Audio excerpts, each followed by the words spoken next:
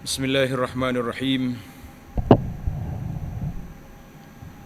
Alhamdulillahi rabbil alamin.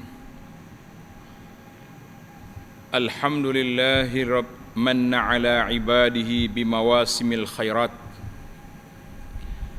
wa hathahum ala ightinamiha bitta'at liyukaffira anhum as-sayyi'at wa yarfa'hum darajat tafaddulan minhu wa ihsana.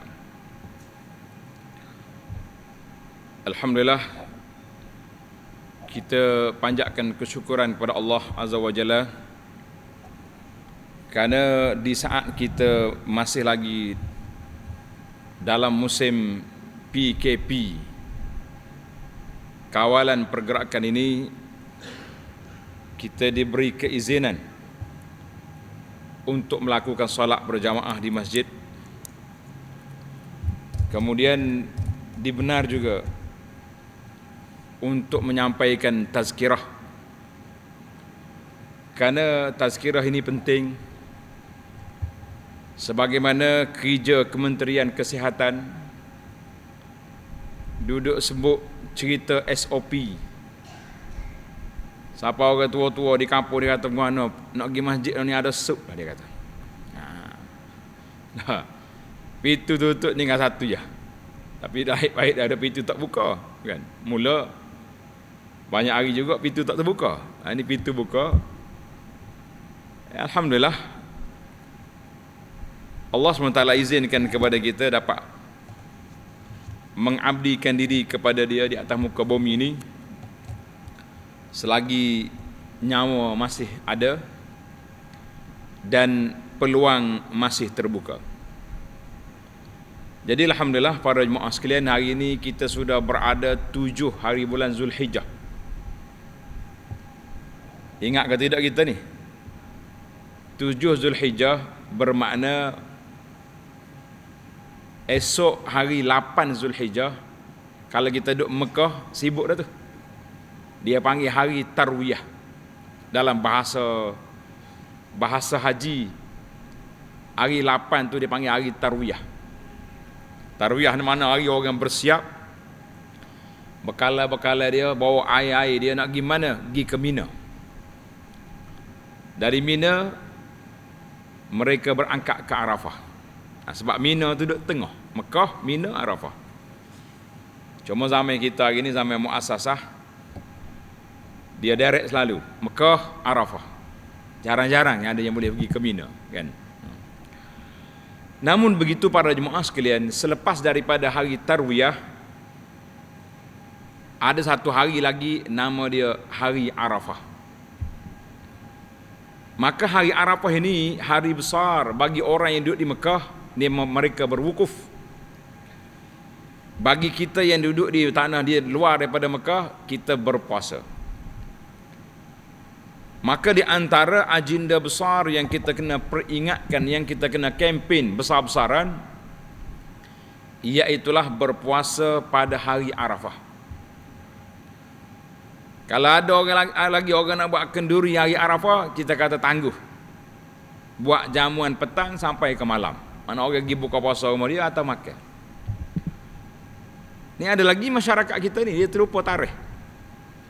Bolehnya buat kenduri pernikahan hari Arafah. Di saat orang lain begitu bersemangat untuk berpuasa, kita buat majlis makan-makan. Langgar PKP. Nah, kalau Kementerian Kesihatan, Kementerian Keselamatan langgar PKP, boleh denda. Tapi kita langgar PKP sunnah, makna kita kerugian. Oh, pelik apa kau Ustaz? Tahun lepas boleh puasa lagi. Ayat.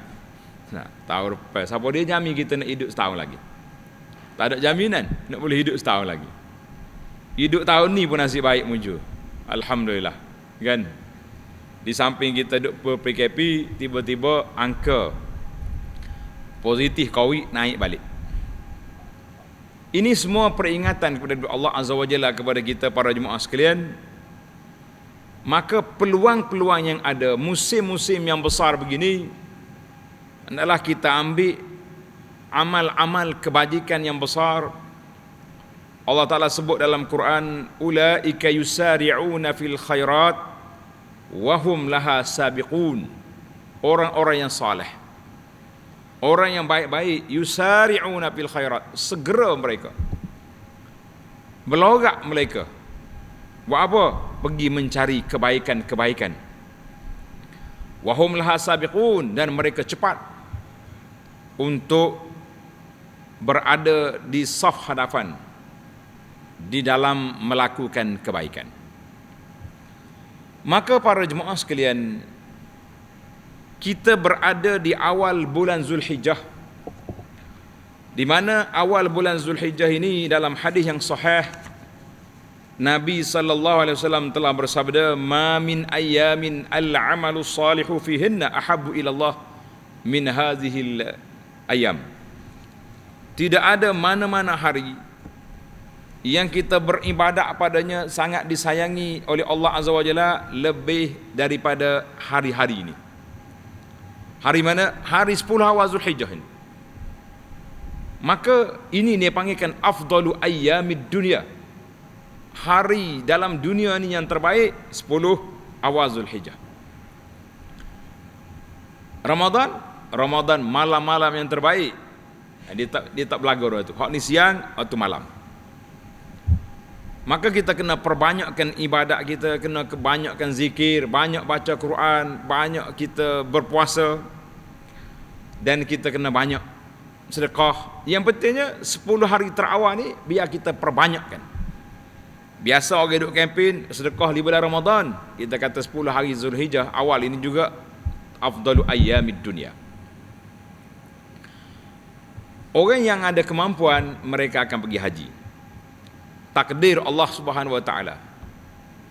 Tahun ni 1441 haji ditangguhkan. Pihak kerajaan Arab Saudi membenarkan haji seramai 10,000 orang sahaja. Biasanya Malaysia dekat 40,000. Seluruh dunia ni 10,000 ya dia benar. Daripada negara Malaysia berapa orang agak-agak? 8 orang. Dah. Kita duk mikir nak 8,000 tak apa. 8 orang saja daripada negara Malaysia yang dijemput hadir ke Arafah 2 hari nanti, termasuklah sahabat-sahabat kita, pelajar-pelajar kita yang ada di tanah haram yang tak balik cuti. Kita kata hani'an lahum. Namun begitu para jemaah sekalian, kita tak boleh pergi haji dengan kita berniat nak pergi haji. Kita tak boleh nak sampai ke Baitullah tapi kita merindui Baitullah. Kata di Syekh Al-Harawi, seorang perempuan nama dia Ummu Aiman, isteri kepada Syekh Abu Ali Al-Wazbari di Mesir. Waktu orang keluar nak pergi haji, dia duduk tunggu tepi jalan. Bahasa kita kat pergi mengata, kan? Menghantar orang nak pergi haji. Bila dia tengok unta-unta, zaman tu naik unta, tengok unta ni berangkat menuju ke Mekah, menangis. Si muslimah ini menangis. Dia kata, wa dha'fa, wa ajza, wa hasrata. Lemahnya kita, dhaifnya kita, ruginya kita. Orang lain berangkat pergi ke Mekah, kita tak boleh pergi. Kemudian dia keluar kata-kata motivasi. Dengar tuan-tuan, wa taqul hazihi hasratu man inqata'a 'anil bait. Ini luahan perasaan sedih mereka yang tak dapat pergi ke Baitullah. Fa kaifa yakunu hasratan man inqata'a ar-rabbil bait. Bagaimana kekecewaan, kerugian orang-orang yang terputus daripada Rabbul Bait, Tuhan kepada rumah. Maknanya kalau kita tak nak pergi haji, tubuh kita tak sampai ke Mekah, tapi biarlah hubungan kita dengan Rabbul Bait, Tuan Kaabah itu sentiasa rapat. Maka para jemaah sekalian, hari ini tadi saya sebut di antara amalan yang kita kena buat 10 awal Zulhijjah ini, apa dia? Ibadat-ibadat kena banyak. Solat sunat kita banyak. Mari masjid awal baca Quran. Sampai ada orang kata kalau boleh kita boleh khatam Quran, lagi cantik. Anak kata biarlah tak khatam pun, boleh satu juzuk satu hari pun cantik dah. Hak tak cantiknya tuan-tuan jawab sendiri. Hak tak baca langsung tu, hak tu hak tak cantik. Hak tak comelnya dak. Berapa baca Quran 10 awal. Allahu akbar. Bila sambil-sambil PKP pun tak ada juga nak baca. Rugi kita. Maka itu di antara amalan-amalan yang patut kita kena buat. Dan yang besar, yang menjadi agenda besar di 10 awal Zulhijjah ini, iaitulah siyamu yaumi Arafah. Kita berpuasa pada hari Arafah. Kempen tuan-tuan, hari Arafah ni hari 9 Zulhijjah. Kami sebagai pendakwah rasa lebih tenang tahun ini sebab hari Arafah Mekah dengan kita sama hari. Hari Khamis belaka. Kadang-kadang dia beza. Biasanya Mekah dulu. Kalau kita Khamis sini 9, dia 9 hari Rabu, sudah. Letih pula kena jawab soalan. Ustaz, kita nak puasa hari Arafah ni ikut Mekah ke ikut sini? Sudah. Ada ustaz kata, kita duduk sini, kena ikut sini. Pergi tanya orang lain pula, mana ada Arafah Malaysia, Mekah. Tanya mari masuk hari raya tak puasa dia. Tu kelebihan hak besarnya bagi dia nya. Terlalu banyak bertanya, akhirnya tidak berpuasa, rugi. Jadi bila satu hari yang sama kita kata alhamdulillah, para jemaah sekalian, kita lakukan puasa ini, kempen berpuasa itu di antara yang besar. Baik, selesai daripada kita berpuasa, dan dalam kitab fiqh kita mazhab Syafi'i, alhamdulillah para jemaah sekalian, dalam fiqh kita dia kata bagi kita jemaah orang yang tidak pergi haji ni, maka kita boleh bertakbir, takbir muqayyad. Dia ada dua takbir, takbir mursal ataupun takbir mutlak. Itu kita boleh buat daripada awal Zulhijjah lagi. Kita takbir lah, kita duduk diam dia, kita kata Allahu Akbar, Allahu Akbar, La ilaha illallah, Wallahu Akbar. Tetapi takbir muqayyad, takbir muqayyad ni bila bermula daripada subuh hari Arafah. Jangan terkejut. Tak. Dalam kitab ni, kitab fiqh mazhab Syafi'i, alhamdulillah, dia kata takbir muqayyad dalam kitab Al-Mu'tamad. Yusannu fi 'Idil Adha. Ingat. Sunat pada hari raya Adha likullin minal haji wa ghairihi. Orang haji ke, orang tak haji ke. Biasa orang haji dia bercampur dengan talbiyah. Tapi kita orang tak haji ni tak ada talbiyah. An yukabbira aqibas salawati. Naklah kita takbir setiap kali lepas maya. Bermula bila? Bad'an min subhi yaumi Arafah. Bermula pada subuh hari Arafah. Mana subuh hari Arafah tu hari 9, lepas maya subuh tu takbir dah, takbir raya. Sampai bila? Ila ma ba'da asri akhir yaumin ayyamit tasyrik, sehinggalah hari 13. Sampailah asar hari 13, barulah kita berhenti takbir muqayyad. Itu inilah dalam kitab fiqh kita kata alhamdulillah, bolehlah kita takbir. Takbir muqayyad maknanya ikut waktu solat. Takbir mursal bila-bila daripada awal Zulhijjah ni kita takbir.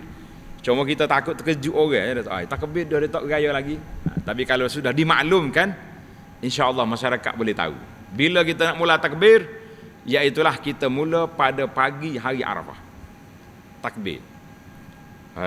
Ni tidak takbir raya ni, bukan takbir raya ni, takbir menyambut hari raya. Berbeza dengan hari raya Ramadan. Kalau raya Idul Fitri, kita kena raya bila? Malam raya, kan? Bila malam raya bagi takbir, ini tak bermula daripada hari Arafah. Baik. Maknanya sunnah kita kena hidup. Pagi Arafah tu bermula dengan takbir. Dan kita berpuasa pada hari Arafah. Kemudian bila mari hari raya, apakah amalan-amalan yang kita kena hidupkan dalam musim hari raya ini? Iaitulah bermula dengan solat Aidil Adha. Kita semaya sunat hari raya dulu. Lepas semaya raya, sembelih korban. Ini yang tajuk kitanya, kita nak bincang tentang ibadat korban. Korban ini salah satu daripada ibadat yang telah disyariatkan oleh Allah Azza wa Jalla di dalam kitabnya dan tersebut dalam sunnah Nabi sallallahu alaihi wasallam qaulan wa amalan. Nabi kita sebut dan juga dia buat. 9 tahun Nabi kita berada di Madinah, yudhi, dia sembelih korban. Tetapi tak ada pula riwayat kata Nabi kita hantar korban dia pergi sembelih di Mekah. Sebagaimana yang dikempen oleh sebahagian daripada NGO ni, dia duk kempen orang, sembelih korban di Mekah. Tujuan dia sebab murah. Mekah boleh 400.5, di Malaysia 600. Kita kata para jemaah sekalian, tuan-tuan kena ingat, nama ibadat kita tu korban. Apa makna korban? Saya ni telah berkorban untuk perjuangan Islam. Berapa ringgit weh? RM5. Orang senyum, RM5 korban dah. Betul tak? Berapa bagi? RM5,000. Betul. Bila kita kata nama dia sendiri ibadat korban, bermakna para jemaah sekalian, kita mesti berkorban. Ni ada setengah orang dia suka nak hantar keluar negara korban dia sebab apa? Dia kata hari raya ni sibuk lah, hidup main dengan daging, main dengan darah. Tak, baik kita relax tunggu orang lain ajak makan. Tunggu orang ajak makan, hak dia habis keluar negara belakang dah korban dia. Kita kata tidak sunnah itu. Sah korban tu jadi, tetapi yang afdalnya, maksud anak tidak sunnah tu bukan kata tak jadi sunnah korban. Ini kena betul. Maknanya dari sudut afdaliyah, afdalnya yang utamanya mengikut sunnah Nabi sallallahu alaihi wasallam, kita korban di mana tempat kita berhari raya. Kita raya mana? Raya di kampung kita, sini. Raya di mana? Di luar negeri, kebetulan kita duduk Mekah, kita korban di Mekah. Dah tahun ni kita duduk sini, hantar apa korban ke sana, kan? Maka itulah para jemaah sekalian, dia panggil ibadat korban. Dan ijma'ul muslimin, para ulama Islam telah bersepakat mengatakan korban itu ibadat yang disyariatkan. Firman Allah Ta'ala dalam surah Al-Kautsar, fasalli li rabbika wanhar. Naklah kamu salat, kemudian sembelih. Kata di sebagai ulama tafsir, fasalli li rabbika, tengok dalam nota yang kita bagi tu. Semua dapat kertas nota ni. Maknanya fasalli li rabbika wanhar, maka dirikanlah salat kepada kerana Tuhanmu dan sembelihlah korban. Jadi ada ulama kata sembelih salli di sini salatul Aid. Salatu Aidil Adha. Maka para jemaah sekalian, dalam surah Al-An'am ayat 162 Allah Taala sebut, qul inna salati wa nusuki wa mahyaya wa mamati lillahi rabbil alamin. Inna salati, salat aku, wa nusuki, nusuki ini ada tafsir kata haji, ada nusuki dengan makna sembelih. Semua kita ni, hidup kita, mati kita, lillahi rabbil alamin. Kemudian dalam suratul Hajj Allah Ta'ala sebut khas, وَلِكُلِّ أُمَّةٍ جَعَلْنَا مَنْسَكًا لِيَذْكُرُوا اسْمَ اللَّهِ عَلَى مَا رَزَقَهُمْ مِنْ بَهِيمَةِ الْأَنْعَامِ فَإِلَٰهُكُمْ إِلَٰهٌ وَاحِدٌ فَلَهُ أَسْلِمُوا وَبَشِّرِ الْمُخْبِتِينَ.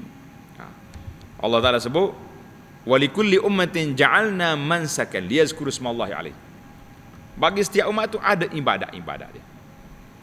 Dan di antara sini iaitulah ibadat korban. Liyazkuru smallahi alaihi. Setiap kali kita nak korban, kita sebut nama Allah. Dengan rezeki yang Allah Ta'ala beri daripada bahimatul an'am, hayawan-hayawan ternakan yang kita sembelih. Masya Allah, tabarakallah. Maka para jemaah sekalian, tengok dalam risalah kita ni, ibadat haji dan kurban yang besar ini telah dimulakan sejak zaman Nabi Allah Ibrahim alaihissalam, sebagaimana dalam ayat suratul Hajj, kan? Maknanya yang jelas lah. Kalau nak kira ada lagi belum tu cerita korban Habil dengan Qabil, kan? Tetapi ibadat yang kita buat hari ni, yang kita ikut cara-cara dia ni, iaitulah yang telah dibawa oleh Nabi Allah Ibrahim alaihissalam. Huwa sammakumul muslimina min qablu wa fi hadza. Jadi millata abikum Ibrahim. Kalau kita pergi Mekah hari ni para jemaah sekalian, kaitan di antara kita, kaitan di antara haji, kaitan di antara korban, semuanya duduk uswatun hasanatun, bersumberkan daripada contoh yang telah ditunjuk oleh Sayyidina Ibrahim dan anaknya Ismail dan isterinya Hajar, ke atas penerimaan mereka terhadap arahan Allah Azza wa Jalla. Itu nama dia korban. Maka Nabi bagi sesiapa yang mampu untuk menunaikan ibadat korban adalah melakukannya, kerana ia adalah sunnah yang sentiasa dilakukan oleh Rasulullah sallallahu alaihi wasallam dan para sahabat selepas Nabi kita wafat. Nabi kita wafat, sahabat sambung. Sahabat radhiyallahu anhu sambung pula, kan? Bila kita kata korban ataupun udhiyah dalam bahasa Arab bermaksud menyembelih hayawan yang tertentu jenisnya daripada ternakan. Tak boleh nampak ikut kerbau, unta, lembu, kerbau, biri-biri dan kambing. Ini jenis binatang ternakan. Bila waktu kita korban? Bermula selepas daripada solat hari raya Idul Adha dan berakhir pada hari 13 Zulhijjah. Mana dalam masa 4 hari kita boleh korban. Ada hari yang ke-13 tu ada khilaf sikit. Kalau kita nak keluar daripada khilaf, hari raya Yaumun Nahri, hari tasyrik yang pertama dengan yang kedua, selesaikan korban kita kata alhamdulillah. Nabi sallallahu alaihi wasallam, kata Anas, dhahan Nabi sallallahu alaihi wasallam bikabshaini amlahaini aqranaini zabahahuma biyadihi wa samma wa kabbara wa wada'a rijlahu ala sifahihima. Rasulullah sallallahu telah menyembelih 2 ekor kibas. Amlahaini, kibas berwarna putih. Kalau kita boleh cari beri-biri warna putih tu comel. Akrana ini yang bertanduk. Nak biri-biri hok besar yang bertanduk. Dengan tangan dia sendiri. Ini kata di para ulama, sunnahnya kalau kita mampu, kita sembelih, kita sendiri sembelih. Kita sembelih dengan tangan kita, kalau mampulah. Habis kalau tak mampu, pergi tengok orang sembelih, kita tolong takbir, kan? Bismillah, kan? Taqabbalallahu minna. Jadi kita yang pergi, kita tolong pergi tengok dia, menyaksikan sembelihan kita itu. Masya Allah. Sebagai korban sambil menyebut nama Allah dan bertakbir serta meletakkan kakinya di tengkuk kibas. Mana dia letak kaki dia tu. Orang Arab ni kalau kita tengok, dia sembelih kambing seorang dia ya. Kambing seorang ya. Kita ni sekapun sembelih kambing. Lembu tu sekira tu. Dah. Seorang dia sembelih. Bisa buat Arab ni. Tak tahulah kambing Arab baik ke, kambing kita buah ke, tak tahu. Tapi dia boleh buat. Kalau kita pergi di Majzarah, tapi jari jemaah haji nak sapa ke tempat sembelih, kena orang hok buat benar. Ada orang Mekah tolong bawa boleh lah. Sebab kita duduk sibuk dibina tempat melontar, macam mana kita nak pergi sembelih, kan? Ada juga hadis ataupun ada setengah ulama kata ini kata-kata Abu Hurairah radhiyallahu anhu. Dia kata man kana indahu sa'at falam yudahi fala yaqrabanna musallana. Sesiapa yang ada kemampuan, kita hari ini tuan-tuan ada kemampuan ke tidak nak korban? Hei, mahal tak ni 100,5. Sini berapa? Ni setengah. Maknanya rate tahun ni lebih kurang tu belakang dah. Sekitar kawasan kita ni dah 650. Ada 700, ada 600. Tapi kalau pergi luar negara murah lagi. Beranikah kita nak kata tuan-tuan dan puan-puan ni hak ada duit ni? Duit awak tak habis nak makan belakang ni. Nak kata saya tak ada duit. Ada setengah orang tu lain dia kata, oh tahun lepas korban dah. Tahun ni korban pula. Kita nak jawab mudahnya. Mari makan nasi, hari ni makan pula. Itu kurban setiap tahun. Nama dia Aidil Adha, hari raya kurban. Maknanya setiap kali mari hari raya ni, sunnah ini berlaku. Sunnah ni kita kena buat. Tak boleh kata tahun lepas buat dah. Yang malangnya lagi, pelik lagi, dia kata dia sembelih dah raya puasa baru ni. Kata tu sembelih daging. Hak ni sembelih kurban. Nama dia ibadat kurban. Tujuan kita kurban tu untuk apa? Kita nak menghidupkan syiar agama Allah Azza wa Jalla yang Allah Ta'ala sebut dalam surah Al-Hajj. Allah kata apa? Lan yanalallaha luhumuha wala dima'uha walakin yanaluhu taqwa minkum. Lan yanalallaha luhumuha wala dima'uha. Tuhan kata aku tak nak pun daging dia, tak nak pun darah dia. Tapi aku nak tengok takwa kamu. Nak tengok bagaimana cara kamu bertakwa.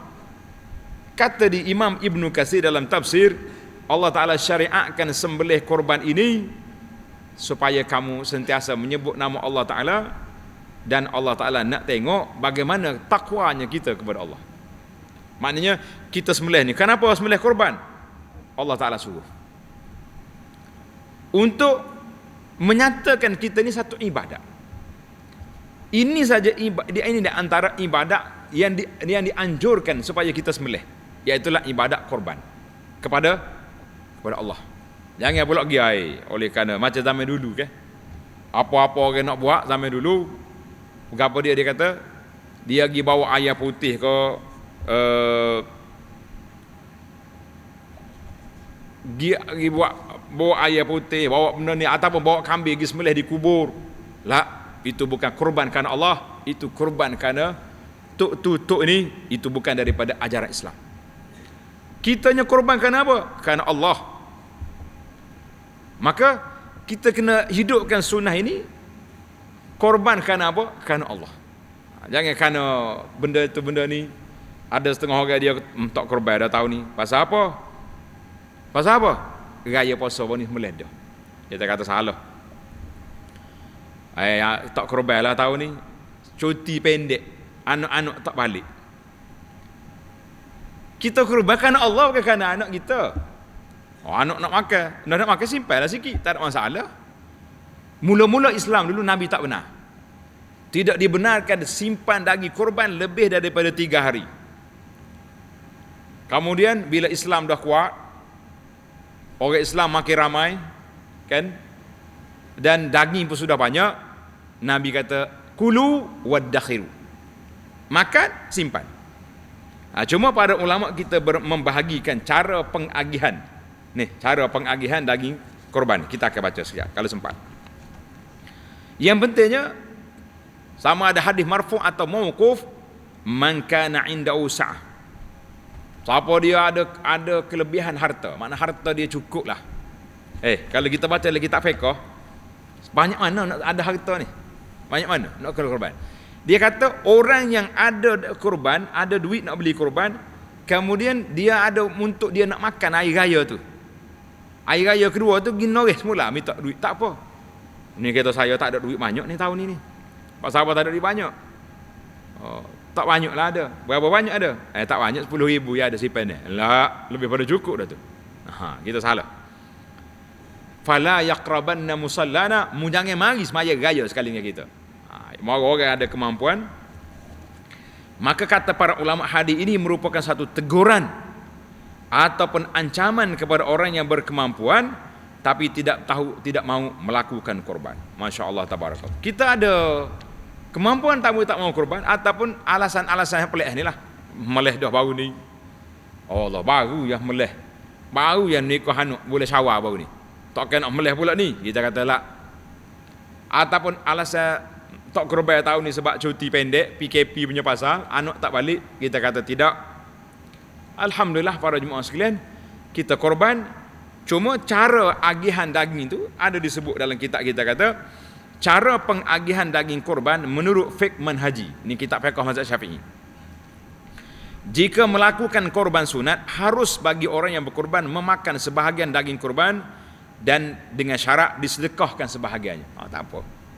Tetapi yang afdalnya ialah dia makan sedikit untuk mendapat keberkatan dan selebihnya sedekah. Kita ambil sikit. Maknanya kalau ada seekor kambing, kita ambil separuh kita, 3 bagi. Ataupun bagi 2 pun boleh. Dan juga boleh memakan 1/3 bahagian, menyedekahkan 1/3 bahagian pada fakir miskin, dan 1 bahagian lagi hadiah. Tuan-tuan kena beza di antara sedekah dengan hadiah. Apa beza dia? Apa beza di antara sedekah dengan hadiah? Sedekah maknanya kita beri kepada orang fakir miskin. Hadiah tak tanya. Jiran sebelah rumah kita tu kaya melangit. Kereta depan tangga dia keluar pagar banyak. Kita nak bagi daging kurban kita untuk dia, bagi. Itu daripada juzuk hadiah. Tak apa, tak salah. Maknanya ni orang kaya ni. Sama juga dengan isu kita panggil orang buka puasa. Asal ke dia puasa, dia kaya ke, jutawan ke, pembesar negara ke, asal ke dia puasa, kalau dia makan hak kita buka puasa, besar pahala orang buka puasa. Kan? Cuma kalau kita beri pada orang fakir miskin, mungkin dia ada satu lagi tingkatan orang yang berhajat, menyelesaikan hajat keperluan, itu mungkin pahala lain pula. Ada ekstra lagi situ. Tetapi dalam kaedah pembahagiannya, iaitulah kita boleh bagi 3, ambil 1 bahagian kita makan anak beranak, 1 bahagian kita cari orang fakir miskin, 1 bahagian lagi kita bagi hadiah. Timbul lagi soalan, mana baik kita masak daging dengan kita bagi hak mentah? Nak bagi hak mentah ke nak bagi gulai? Maka di sini kata di para ulama, elok kita bagi daging mentah. Sebab orang miskin ni kalau dia dapat 10 kilo hari tu, 10 kilo orang ni bagi sekilo, yalah orang miskin, orang pakai ingat belakang dia, alhamdulillah rezeki dia 10 hari tak beli makan, tak payah beli apa ni selaut tak. Orang ni bagi 10 kilo. Kalau kita orang ni bagi 10 tapuai belakang, penat dia. Maka bila dia dapat ni, dia mampu untuk tasarruf. Anak dia nak makan goreng. Kita nak makan sup, ya Allah bismillah sup. Hak ni kata kita nak simpanlah. Nabi kita benar lagi, di awal Islam dia tidak dibenarkan simpan daging korban lebih daripada 3 hari. Min ajli dafah, kerana keperluan hajat orang pada masa itu. Waktu lama ni duduklah, tak ada masalah. Maka afdal, baik kita beri daging korban itu kepada apa? Kepada orang fakir miskin, orang yang diperlukan, beri hak mentah sebab dia boleh buat menu macam-macam. Ada juga orang kata kalau beri hak mentah ustaz dia jual. Kita begini, kita yang tak boleh jual hanya kita. Tapi bila sampai jatuh ke tangan orang tu, ikut dia nak buat apa pun. Kita tak nak tanya, mu nak makan ke nak jual? Bukan kerja kita. Kerja kitanya beri kepada orang tu. Dia jadi siasat pula. Kita tengok dia pergi jual ke dia makan. Itu bukan cara. Pada itulah Barirah ni dia hamba kan. Duduk di rumah Nabi SAW. Jadi ada orang bagi sedekah dia. Dia hamba, dia boleh terima, tapi dia beri ke orang lain pula hadiah. Itu dia panggil, jadi dia boleh tukar channel. Kita kata alhamdulillah. Ini di antara soalan-soalan yang ditanya lah. Kalau nak buka soalan panjang je, tapi PKP tak benar panjang. Nah. Baiklah para jemaah sekalian, kita ambil sikitlah. Hikmah dan fadilat. Adapun hukum mana kata tak boleh masuk dah. Hikmah dan fadilat korban. Apa dia hikmah? Korban ialah ibadat sebagai mengabdikan diri kepada Allah dan melahirkan tanda syukur kepada Allah terhadap nikmat-nikmatnya yang melimpah ruah. Allah Ta'ala beri nikmat kita banyak, kita ambillah 1 nyawa kambing ataupun 1 bahagian daripada lembu atau unta, kita sembelih kerana Allah Azza wa Jalla. Dan untuk seekor kambing, untuk sebahagian boleh je seorang bapa tu dia niat untuk dia dan ahli rumah dia, boleh sah. Maknanya kita kata ini korban untuk aku dengan keluarga aku, anak-anak duduk dekat dengan kita lah, anak-anak kaya raya duduk kerja dah, tapi hanya dia korban sendiri lah buat dia tu, jangan duduk masuk dalam grup kita lagi kan. Itu boleh. Hikmah yang paling jelas ialah menghayati pengorbanan agung yang telah dilakukan oleh Sayyidina Ibrahim Al-Khalil, dan yang sanggup menyahut perintah Allah untuk mengorbankan anaknya Ismail. Para jemaah sekalian, mana mampu kita kalau bertembung di antara hak anak dengan hak Allah? Agak-agaknya siapa lebih kuat? Kalau bertembung di antara hak anak dengan hak Allah, siapa lebih kuat? Contohnya kita kata anak kita tak mau bangun tidur, sedangkan dia kena semaya. Gerak siapa kena pukul nak ataupun gerak 2 kali kat mak dia kata bola abah dia budak nak tidur tu. Sikit tu ujian tu. Anak kita tak tutup aurat,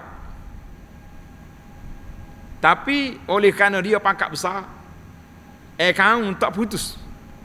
Daripada dulu kita asnah penerima zakat. Ana dapat maklumat daripada pejabat zakat majlis agama. Dia kata ada dah makcik-makcik kita ni dulu asnaf, kita tanggung dia, lama-lama anak dia dah besar masuk universiti kerja. Sekarang ni duit simpan ni dia dalam bank ada 35,000. Duit hak majlis bagi dia tak kosek. Pasal apa? Sebab anak dia bagi banyak dah. Dah mana makcik tak mari patut nama dah keluar daripada kelompok asnah dah. Dia kata orang bui kita ambil. Sedap ke dia. Ni kena perhati. Kita ni imam kena tengok senarai ni. Makcik-makcik ni dah keluar daripada asnah dah. Kaya dah dia. Senang dah hidup dia. Jadi kita tanya dia, kalau tak nak dah potonglah nama. Kan?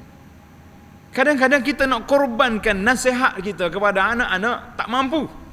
Sebab apa tak mampu? Ni, asnah. Sudah keluar daripada kelompok asnah dah kita. Masya-Allah tabarakallah. Tak mampu. Ibrahim alaihissalam, satu cerita kita penutup.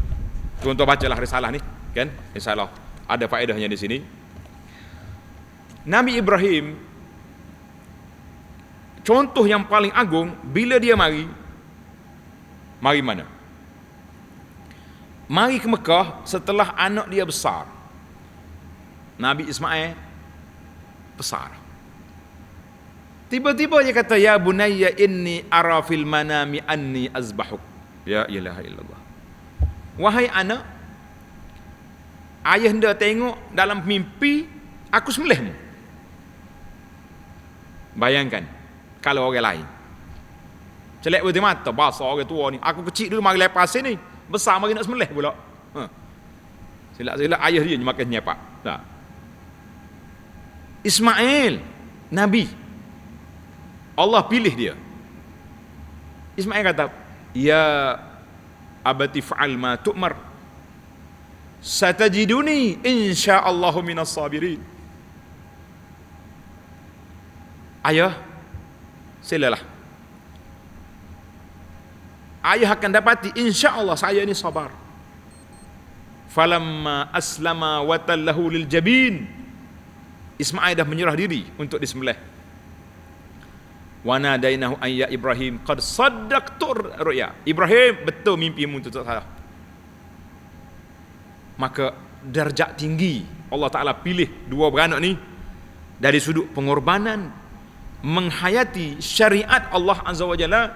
Sebab apa? Sebab mereka sanggup buat apa saja asalkan mengikut kehendak Allah Azza wa Jalla. Maka kata di para ulama, di antaranya Ibn Rajab, dia kata apa? Man fatahul qiyam bi Arafah. Dengar ni kata-kata motivasi ni menarik.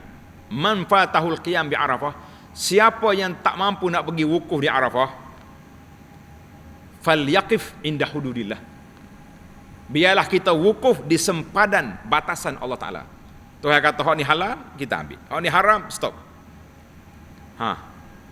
Siapa yang tak mampu nak pergi bermalam di Muzdalifah, nak pergi macam mana lihat 8 orang yang Malaysia boleh pergi? Tak. Falyabit hendaklah dia bermalam dengan bermunajat kepada Allah Azza wa Jalla. Mampu tak mampu kita? Mampu. Bangun malam-malam kita tahajud. Siapa yang tak mampu nak pergi sembelih korban dia di Mina, dia sembelihlah kehendak nafsu dia yang rakus, yang sanggup melanggar perintah Allah Azza wa Jalla, kita sembelih di sini. Allahu Akbar. Siapa yang tak mampu nak sampai ke rumah Allah, tapi dia mampu untuk sampai bermunajat, mendekatkan diri kepada Allah Azza wa Jalla. Maka para jemaah sekalian, marilah kita dengan masa yang ada ini, awal Zulhijjah, masa keemasan yang cukup besar, peluang Allah Ta'ala beri kepada kita untuk lipat gandakan pahala ibadat. Lebih-lebih lagi berpuasa pada hari Arafah, korban, sembelih korban pada hari raya. Maka kita lakukanlah, mudah-mudahan Allah Ta'ala beri kepada kita yang terbaik untuk bekalan kita ke akhirat, dan kita korbanlah apa-apa yang kita ada ni untuk Allah Azza wa Jalla, kerana pulangannya sangat besar. Masya Allah, tabarakallah. Maka para jemaah sekalian, jangan lupa dalam ni beberapa perkara adab, khususnya orang yang nak korban. Orang yang nak korban, sepatutnya bila masuk 1 Zulhijjah ni, tak boleh lagi dia potong kuku dengan potong rambut sampai sudah korban.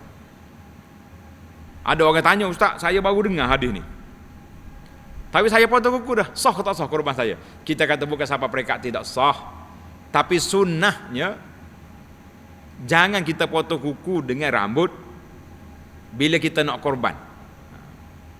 Bila nak korban, contohnya awal bulan ni tak ada duit, tiba-tiba dapat duit tengah-tengah ni, baru nak korban esok, hari ni baru niat, hari ni baru bermula. Kemudian di antara doa yang diajar kan, semasa sembelih binatang kurban disunatkan menghadapkan binatang ke arah kiblat, di atas rusuk kiri lalu baca bismillah, Allahu Akbar, Allahumma minka walak, Allahumma taqabbal minni. Kita baca sambil-sambil kita tengok orang sembelih, kita kata Allahumma taqabbal minni, ya Allah terimalah daripada saya. Alhamdulillah, Allah SWT kabulkan korban kita pada kali ini insya-Allah, dan sekali-kali yang lain. Sunnah Nabi Ibrahim dapat kita hidupkan, ruh pengorbanan itu. Pasal itulah tajuk dia, korban mendidik kita untuk pengorbanan. Sebab kita belajar, berlatih diri, mengenangi sejarah Nabi Ibrahim AS, bagaimana dia berkorban, maka kita mengatakan Alhamdulillah. Baiklah, setakat itu dulu. Dengan suasana PKP yang menghadkan kita, kita kata Alhamdulillah kerana membenarkan kita ceramah walaupun pendek, dan Alhamdulillah. Subhanakallahumma bihamdika, asyhadu an la ilaha illa anta, astaghfiruka wa atubu ilaih. Wa sallallahu ala nabiyyina Muhammadin wa ala alihi wa sahbihi ajma'in, walhamdulillahi rabbil alamin. Wassalamu alaikum warahmatullahi wabarakatuh.